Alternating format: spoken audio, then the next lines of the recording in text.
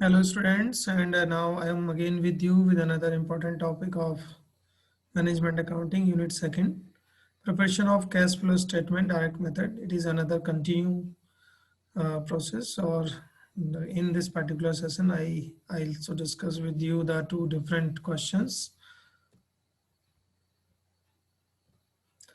The first question, this is the first question. Following are the comparative balance sheet of for the year 2017 and 18.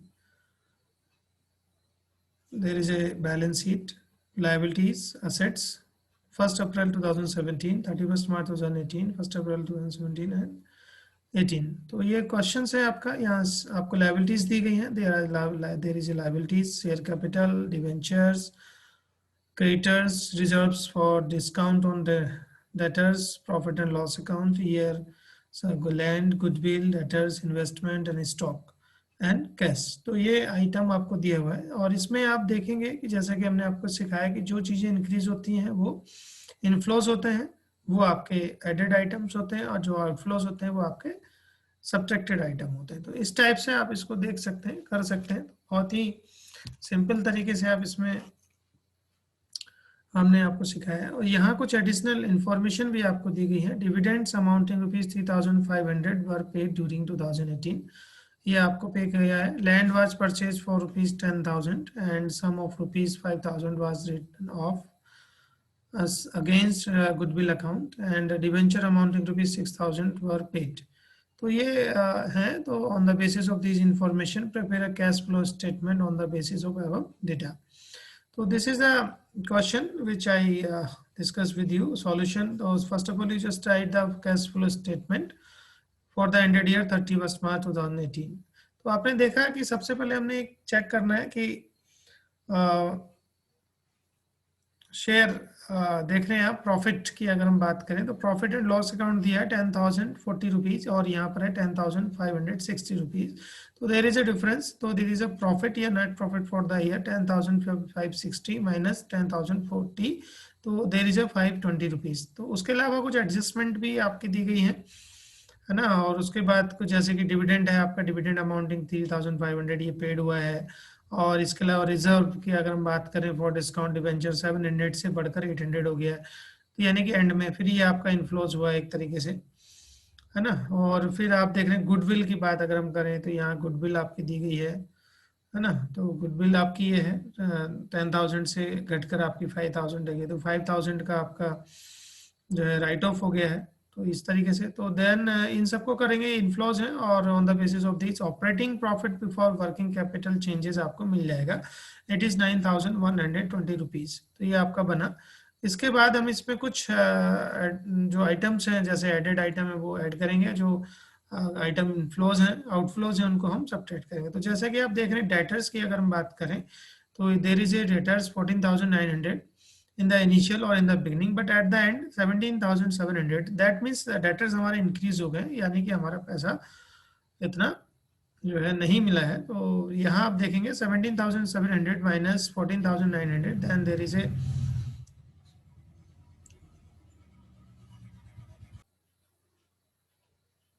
तो ये जो है आपका debtors जो है 17,700 माइनस 14,900. तो आउटफ्लोज हो गया एक तरीके से ₹2,800 का, क्योंकि ये आपने सेल ज़्यादा कर दी है तो आउटफ्लोज हो गया है. लेकिन आपका फिर जो है डिक्रीज इन इन्वेंट्रीज अगर हम देखें 49,200 माइनस 42,700 की अगर हम बात करें, ये डिक्रीज हो रही है. इसका मतलब इन्फ्लोज हो रहा है. आपने जो पैसा जो इन्वेंट सामान है वो पिक किया होगा तो आपको पैसा मिलेगा. इस तरीके से हम देखते हैं तो इन्फ्लोज आता है. फिर इंक्रीज इन क्रेडिटर्स भी अगर हम देखें तो क्रेडिटर्स भी आपके इंक्रीज हो है, क्योंकि 10,360 से 11,840 हो गए. तो इंक्रीज का मतलब है कि आपका जो कैश है वो इतना जो है आपको मिल गया है. तो आपके क्रेडिटर्स जो हैं वो यहाँ पर हम कितने हो रहे हैं ₹1,480. तो कुल मिला के जो आपका इनका डिफरेंसेस है वो होगा ₹5,180.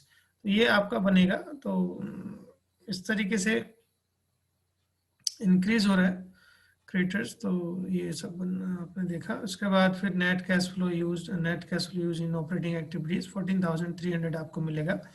Then cash flow from investing activities हम चलेंगे, तो इन्वेस्टमेंट में केवल एक ही है, वो है लैंड।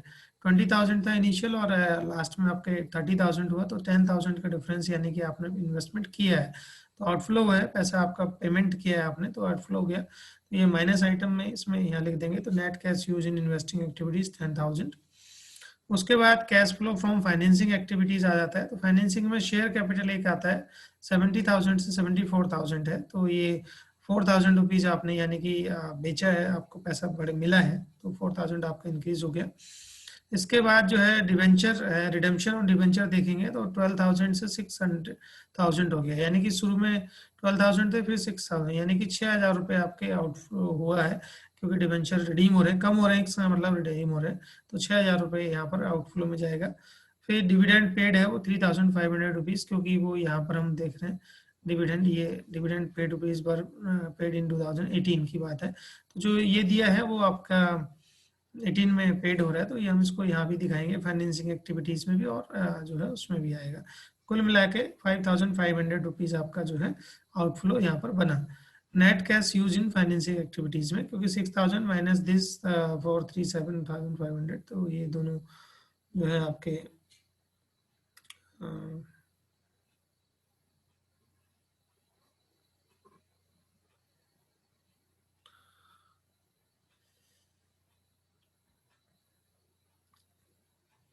ठीक है। और उसके बाद नेट इंक्रीज इन कैश 1,100, ये आउटफ्लो हो गया। और net cash at the beginning आप देख रहे हैं यहाँ 9,000 है, वो हमने यहाँ लिख दिया, और उसमें से माइनस किया तो 7,800 रुपीज़ आपका net cash at the and आपको मिल जाएगा। तो इस तरीके से ये क्वेश्चन किया जा सकता है। If you have any queries then ask me, then take another question. This is another questions.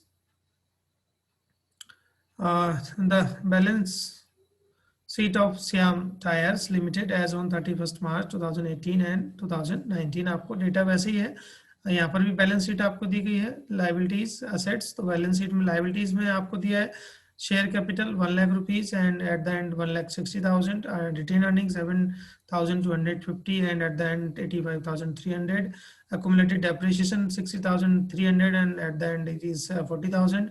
10% debentures आपके दिए हैं 50,000 के, और एंड में कुछ भी नहीं है, इसका मतलब ये सब जो है रिडीम हो गए। क्रेडिटर्स आपके 28,000 से बढ़कर 48,000 हो गए। क्रेडिटर्स वो सप्लायर्स जो होते हैं हम एक तरीके से, जिनसे हम गुड्स जो है खरीदते हैं, उनको यहाँ पर हम रखते हैं। फिर फिक्स असेट्स हैं आपके, इन्वेस्टमेंट है ये, जो फाइनेंसिंग एक्टिविटीज नहीं है, इन्वेस्टमेंट एक्टिविटीज है 1,52,000, और eight the and 2 lakh rupees है। इन्वेंट्री आपकी है, जो इन्वेंट्री है वो आपकी ऑपरेटिंग एक्टिविटीज होती हैं 39,400, एंड एट द एंड 89,200, तो ये डिक्रीज हो रहा है, यानी कि कुछ सामान आपका कम हुआ है, बिका है, तो पैसा है वो। डेटर्स आपके डिक्रीज हो रहे हैं, डेटर्स डिक्रीज हैं, इसका मतलब कहीं ना कहीं आपको पैसा फिर मिला है। प्रीपेड एक्सपेंसेस आप देख रहे हैं, इनमें भी डिक्रीज हो रहे हैं, तो प्रीपेड एक्सपेंसेस आपके डिक्रीज हो रहे हैं, इसका मतलब यहाँ पर भी आपके कुछ चीज़ें आपको मिली है, इन्फ्लोज हुआ है।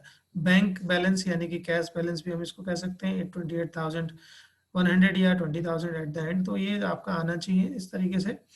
एंड एडिशनल इंफॉर्मेशन भी आपको दी है। नेट प्रॉफिट है 27,050 रुपीज़ का, डेप्रिसिएशन चार्ज है 10,000 का, cash dividend declare during the period it is 12,000, and additional building was made during the year at the cost of 78,000। एक अन्य जो बिल्डिंग है वो 78,000 की हमने बनाई है, और and fully depreciated accumulated costing 30,000 was discarded, और जो डेप्रिसिएशन का अमाउंट था 30,000 का वो डिस्कार्डेड हो रहा है। और इसके अलावा जो है नो साल्वेज बीइंग रिलीज, और कोई साल्वेज वैल्यू नहीं है, तो ये एडिशनल इन्फॉर्मेशन है इसकी। तो यहाँ पर ये आप देखेंगे सॉल्यूशन, सबसे पहले हमने वही cash flow from operating activities लिखना है। नेट प्रॉफिट आपने देखा 27,050 रुपीज़ है। फिर एडजस्टमेंट है, जो एडजस्टमेंट है हम उनको भी दिखा रहे हैं, ये सब एडजस्टमेंट भी इस टाइप से भी आप कर सकते हैं क्वेश्चन को। जैसे डेप्रिसिएशन है, कितना है 10,000 का डेप्रिसिएशन है, डेप्रिसिएशन चार्ज 10,000 रुपीज़, ये आपने यहाँ दिखा दिया। तो ये कुल मिला के आपका 27,050 प्लस 10,000 आपको सिर्फ 37,050 रुपीज़ आ गया, क्योंकि ये प्लस होगा। फिर आपका operating profit before working capital changes आपको मिल जाएगा 37,050 rupees. Then moves to the decrease in inventories. Inventories में क्या हो रहा है कि 93,400 से कम होकर 89,200 पे आ गई है, यानी कि ये आपका इनफ्लोज हो रहा है, आपको 4200 रुपीज आपको मिलेगा। इंक्रीज इन डेटर्स की अगर हम बात करें, इंक्रीज इन डेटर्स हो रहा है, सॉरी डिक्रीज इन डेटर्स है, ये भी आपका आउटफ्लो होगा। जब भी डिक्रीज असेट्स में होता है तो वो आउटफ्लो होता है, इंक्रीज इन असेट्स होती है तो वो इनफ्लोज होता है, ये ध्यान रखिएगा। और इसके अपोजिट जो लाइबिलिटीज की साइड की होती हैं, जो इंक्रीज होती हैं लाइबिलिटीज तो वो जो है इनफ्लोज होता है, और डिक्रीज होती है लाइबिलिटीज तो वो आउटफ्लोज होता है। तो ये ध्यान रखिएगा, ये हमने आपको पहले भी उसमें क्वेश्चन में कराया है। तो डिक्रीज इन डेटर्स हो रहे हैं तो 9700 रुपीज आपका आया। उसके अलावा डिक्रीज इन प्रीपेड एक्सपेंसेस है, 3950 में से 3000 आपने लेस किया तो 950 रुपीज आपका इसमें आ जाएगा। फिर इंक्रीज इन क्रेडिटर्स आप देख रहे हैं, जहां पे लायबिलिटीज इंक्रीज होती है, इसका मतलब आपके पेमेंट जो है आपको मिले, इनफ्लोज हुआ है। 48,000 माइनस 28,000, 20,000 रुपीज का आपका इंक्रीज हो रहा है। कुल मिला के 34,850 रुपीज आपका बना।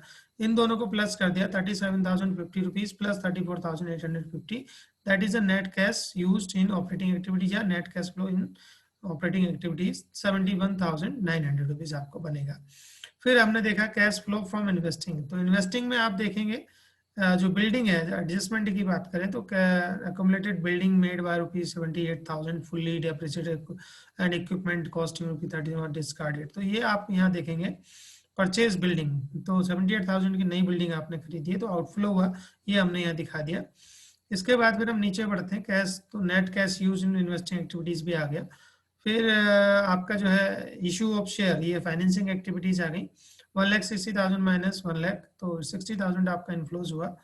फिर आपका रिडम्पशन ऑफ 10% डिवेंचर हुए, 50,000 माइनस 0 यानी 50,000 का रिडम्पशन हुआ। फिर डिविडेंड पेड आपने किया, 12,000 रुपये का डिविडेंड पेड आप कर रहे हैं, ये इसमें भी दिया है कैश डिविडेंड पेड एडजस्टमेंट में। तो कुल मिला के आपका 2,000 रुपीज का आउटफ्लोज यहाँ पर बना। तो 78,000 प्लस 2,000 तो 80,000 ये हो गया, 80,000 माइनस 71,900, कुल मिला के 8,100 रुपीज का आपका आउटफ्लो हुआ। तो it is a net increase in cash हमने कहेंगे इसको, 8,100 रुपीज का आउटफ्लोज के रूप में। और फिर कैश एट द बिगिनिंग जो है वो 28,100 है, वो हमने लिख दिया। इन दोनों को ऐड किया तो आपको मिलेगा 20,000 एट द एंड। तो इस तरीके से ये क्वेश्चन किया जा सकता है। I hope you understand.